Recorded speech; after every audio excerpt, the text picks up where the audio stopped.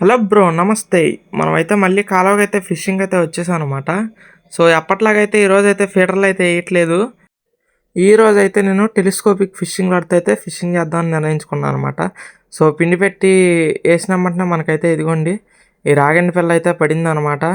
So ఇది పెద్దదేం కాదు, పర్వాలేదు, మంచి ఫైటే ఇచ్చింది ఫిషింగ్ రాడ్ మీద చెప్పాలంటే. నాకు తెలిసి ఒక అరకిలో ఉంటుంది అనుకుంటున్నా ఇది. ఆ తర్వాత ఎంతసేపు ఆడినా కూడా మనకైతే ఇంకో చేప అనేది తగలలేదన్నమాట. సో ఇది ఒకటే పడింది. మన పక్కన ఫిషింగ్ చేస్తున్న అన్నకు కూడా అయితే ఒక చేప అయితే పడింది అనమాట. పాపం చాలాసేపు నుంచి కష్టపడి నీళ్ళలో దిగైతే ఫిషింగ్ అయితే చేస్తున్నాడు అన్న. కాకపోతే ఆ చిన్న చేప పట్టడం చాలా బాధాకరమైన విషయం అని చెప్పుకోవాలి. ఎందుకంటే అంత కష్టపడి దాదాపు చాలాసేపుగా నీళ్ళలో నుంచొని ఉన్నాడు, అలాగే నుంచొని ఉండి పడుతున్నాడు.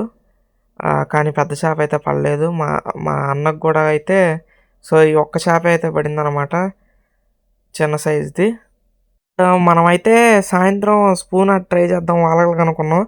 సో స్పూన్ ఆడితే ఏమో ఇదిగోండి ఇసుక దొంద అయితే పడిందనమాట. ఇది హైలైట్. నెక్స్ట్ వీడియోలో కలుద్దాం.